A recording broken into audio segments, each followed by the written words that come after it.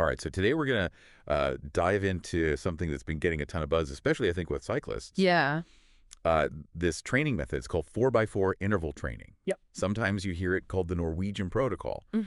And we've got some really interesting research here that looks at the science of why this thing can actually deliver some pretty serious performance gains.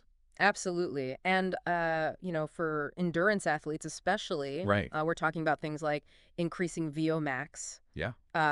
which is kind of that gold standard of aerobic fitness. Hmm. And then also improving lactate threshold. Right. So really boosting that cardiovascular system Yeah. and making it, more powerful and more efficient. And particularly for our cycling listeners. Yeah. We'll be talking about how you can use power zones to really dial this protocol in and kind of fine tune it. Yep. So what we want to do today is basically just understand why is this 4x4 interval training so effective? And then how do you actually implement it? Yeah. Using power zones. Yep. So let's just get right into it. What exactly is this 4x4 interval training method? So basically, it's a structured workout. It consists of four-minute intervals performed at high intensity. Okay. And we're talking about, aiming for that 85 to 95% of your max heart rate. Gotcha. So pretty high intensity. Yeah, pretty intense. Yeah. Okay. And in between these intense efforts are 3-minute active recovery periods. Okay. So you're not just, redlining it until you're done. You get these little breaks. Yeah. And then the session itself starts with a 10-minute warm-up to prep your body and ends with a 5-minute cool down to help you return to that resting state. So it's not just about going hard. It's about this structured, warm-up. You have the efforts. Yeah. You have the recovery and the cool down. Absolutely. And this whole method has kind of gained a reputation for improving both aerobic and anaerobic capabilities. Is that right? Exactly, because of that combination of the high intensity with that active recovery. Right. You're getting that unique stimulus Yeah. that challenges both, your ability to use oxygen, but also, your capacity for that high exertion. So it's both systems. Yeah, both. That's cool. So let's get into what makes this effective. What are the things that make 4x4 intervals so powerful? Yeah, let's talk about the science behind this. Okay. And first up is this term VO your max. Right. We hear this all the time in the endurance world. Yeah. But can you break down what exactly is that? Yeah, so think of VO2 max as that key indicator of your aerobic engine's capacity. Yeah. It's the maximum volume of oxygen your body can take in and use per minute during intense exercise. Right, so it's how well your body can actually process and use that oxygen. Exactly. And basically, the higher your VO2 max, generally, the better your endurance performance is going to be. Makes sense. So what's fascinating with these 4x4 intervals is that they've been shown to really increase your VO max. It's because? Yeah, because you're repeatedly pushing your system to that high oxygen demand. You're basically signaling your body hey, we need more? we need to adapt. Yeah. We need to get better at delivering and utilizing oxygen. So it's like making that engine bigger and more powerful. Exactly, yeah. Bigger and more efficient. Yeah. You're upgrading the whole system. Okay, so we saw in the material that there's a specific study with cyclists. Yes. What did that show? So there was a really cool study that was highlighted on cyclopedia.cc. Yep. And it showed that cyclists who incorporated these 4x4 intervals saw an average increase in their VO max of about 5.2%. Wow, that's significant. Yeah, and what's really remarkable is that it was only over a few weeks. That's pretty fast. Yeah, it's pretty quick. So it's not just theoretical, this actually works results. It's just measurable gains. Yeah, that's really interesting. Yeah, so pretty cool stuff. Okay, so that's VO max. We also saw mentioned in the material improved stroke volume and cardiac output. Yes. What's going on there? So when you're doing these high-intensity intervals, you're forcing your heart to pump more blood per beat to get that oxygen to those working muscles. Right. And that's essentially your stroke volume. Okay. And over time, what happens is that your heart muscle gets stronger and more efficient because it's constantly being challenged. And that increased efficiency then leads to greater cardiac output, which is the total amount of blood your heart pumps per minute. Gotcha. So it's basically training your heart to be more efficient. Exactly. You're strength training your heart. Yeah. You're making it a more powerful pump. Yeah. It's a really good way to think about it. Yeah, you're going from like the, the basic pump to the high performance pump. I like that a lot. Yep. Okay, and then the third big thing yes. that was talked about in the material was an improved lactate threshold. Right. Now, this is another one of those terms that gets thrown around a lot. Can you kind of break down what that actually is and like... Yeah, so lactate threshold, or LT for short, is basically the point during exercise where lactic acid starts building up in your bloodstream faster than your body can clear it.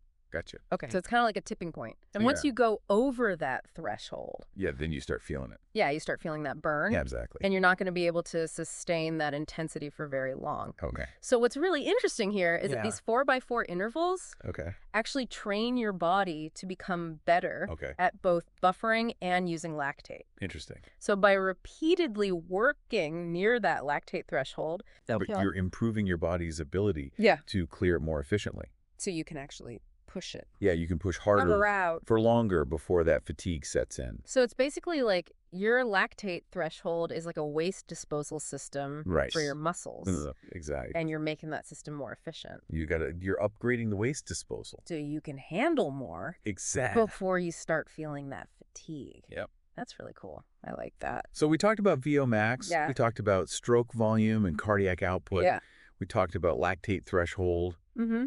And now the material kind of shifts into how cyclists can really fine-tune this using power zones. Yeah, and this is where it gets, I think, really interesting for a lot of our listeners who are cyclists. Yeah, because while heart rate's valuable, power zones give you that more precise and immediate measurement of effort. Right. So it's more accurate and more... It's real-time feedback. Right. Real-time. Yeah, exactly. You know exactly how hard you're pushing. Yeah. Okay. So before we get into how the intervals fit with power zones, we got to talk about FTP. Right. FTP, functional threshold power. Yes. And that's basically like the highest average power you can sustain for about an hour. Yeah, about an hour. And we use that number to figure out what our training zones are, right? Exactly. Okay. So each zone is defined as a percentage of your FTP, and each one corresponds to different, physiological demands on your body. Okay, so the material we have gives us like a nice table. Yeah, there's a good table in there. That shows all these zones. Can you kind of... Yeah, so for active recovery, we're looking at zone 1, which is below 55% of your FTP. Okay. And then for general endurance riding, it's zone 2, 56 to 75%. Okay. Tempo work is zone 3, 76 to 90%. Gotcha. Zone 4 is 91 to 105%. Okay. And that's usually right around your lactate threshold. Okay. And then we have zone 5, which is 106 to 120% of your FTP. And this is the VO max zone, and that's where the table is showing that those 4x4 intervals should be performed to really maximize that oxygen uptake. Gotcha. So zone 5 is that sweet spot? Yeah. For the 4x4s. You got it. Okay, and then we also have zone 6. Yes. Which is like 121 to 150% of FTP. Right. And that's like anaerobic capacity. Yep. Which is a little too high. Yeah, that's too high for these sustained intervals. You're not going to be able to hold that for 4 minutes. Exactly. Yeah, okay. So yeah, those percentages are all based on, physiological markers that reflect what energy systems are being used at those different intensities. That makes sense. Okay, so zone 5. Yes. 106 to 120% of FTP. Yep. That's where we want to be for those 4-minute intervals. Exactly. And what about the recovery periods? What zone do we want to be in for those? So for those recovery periods, we want to be in zone 2. Okay. That's that endurance zone, 56 to 75% of your FTP. And the goal there is just to kind of keep things moving. Yeah, keep moving. Flush out some of that lactate. Yeah. But not go so easy that your heart rate totally drops. Yeah, you're keeping that aerobic system engaged. Okay. And getting ready for the next interval. So it's active recovery. It is active recovery. It's still recovery. Exactly. Okay. I like that. So we know what zones to be in. Right. For work and recovery. Yeah. So walk us through like an actual workout of this 4x4 using the power zones. Yeah. So the structure's pretty simple. Okay. You start with a 10-minute warm-up in zone 2. Okay. Around 65% of your FTP. And that's just easy pedaling, getting the blood flowing. Right. Yeah. Prepping those muscles. Yeah, getting everything ready. Exactly. Okay. Then you jump into your first 4-minute interval. And here you're pushing hard to stay in that zone 5 range. Okay. 106 to 120% of your FTP. Okay. After those 4 minutes, you get a 3-minute recovery. Okay. back in zone 2, around that 65% mark. Okay. Just keeping the legs spinning at low intensity. Gotcha. And then you repeat that cycle 4 times total. Okay. 4 hard intervals, 4 recoveries. Okay. And then you finish it all off with a 5-minute cool down in zone 1. Okay. Around 50% of your FTP. So really easy. Super easy. Just letting everything come down. Exactly. Just bringing that heart rate and breathing back to normal. Okay, so it's pretty straightforward. Yeah, pretty simple structure. Yeah, 4 efforts, active recovery, in between warm-up, cool-down. You got it. It seems like it's pretty efficient in terms of time. Yeah, it is. So why is this kind of training so beneficial for cyclists and other endurance athletes compared to like just going out for a long, steady ride? Yeah, so there are a couple of big reasons for this. Okay. First, research has shown that these 4x4 intervals can actually lead to greater aerobic improvements in a shorter amount of time compared to that long, slow distance training. Right, LSD. Yeah, exactly. Okay. So you're basically providing a more potent stimulus to your cardiovascular system, but in less time. That makes sense. The second reason is by training in that VO raw max zone, you're raising your ceiling for aerobic capacity. Okay. So you're increasing your FTP and your sustainable power output.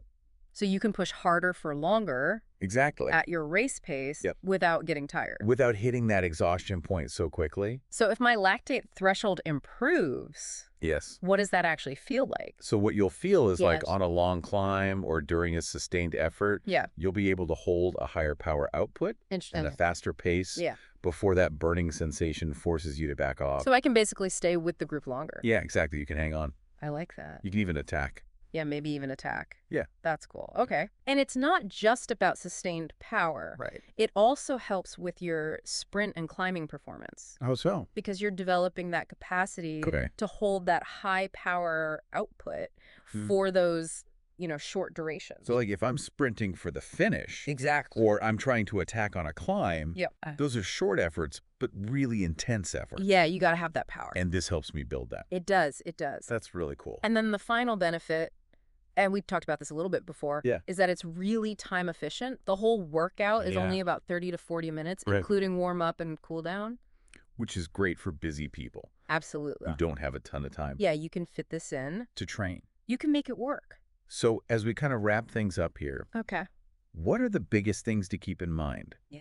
If someone wants to actually implement these 4x4 intervals with power zones, what are like the really important... So there are 3 key things to remember. Okay. The first is make sure you're hitting the right intensity during those 4-minute intervals. So zone 5. Zone 5. 106 to 120% of FTP. Exactly. You got to be in that zone to get those adaptations. Gotcha. The second thing is don't skip the recovery periods. Okay. Make sure you're actively recovering in zone 2. 65%. Around 65%, yeah. Keep those legs spinning. Yeah. Okay. And then the final thing is stick to the 4 intervals. Okay. More isn't necessarily better. Right. It's about the quality. Yeah. It's about quality over quantity. Not quantity. Exactly. Okay. Those are really good points. So just to recap, 4x4 intervals or the Norwegian Protocol, it's a really effective science-backed method for improving your endurance, your power, and especially your VO max. Especially for cyclists? Especially for cyclists. But really any endurance athlete? Yeah, any endurance athlete can benefit. Right. And then if you're a cyclist, using those power zones takes this method to the next level. Really dials it in. It dials it in, yeah. Yeah, that's cool. So whether you're, a dedicated cyclist, a triathlete, any endurance athlete, these principles are valuable. And even for people who are just focused on general fitness, you can adapt these short bursts of high-intensity work to other activities like running or rowing. Exactly. You can apply the principle. Yeah. The principle that matters. And I think the other great thing about this is that it's very time efficient. Absolutely. So if you're busy, you can still get a really effective workout. You don't need hours and hours. In a short amount of time. Exactly. Yeah. So this kind of leads to an interesting thought for you, our listener. Yeah. How could you incorporate these short, intense periods of work into your own training? Regardless of your sport. Yeah, whatever you're doing. Think about that. Yeah. Think about how you could use that. That's a really good point. To maybe break through a plateau. Yeah. Or hit a new personal best. Yeah, maybe this is that missing piece. Maybe it is, yeah. That's a great place to leave it, I think. Yeah. Really interesting stuff. Yeah. Thanks for diving in with us. Absolutely. Thanks for being here.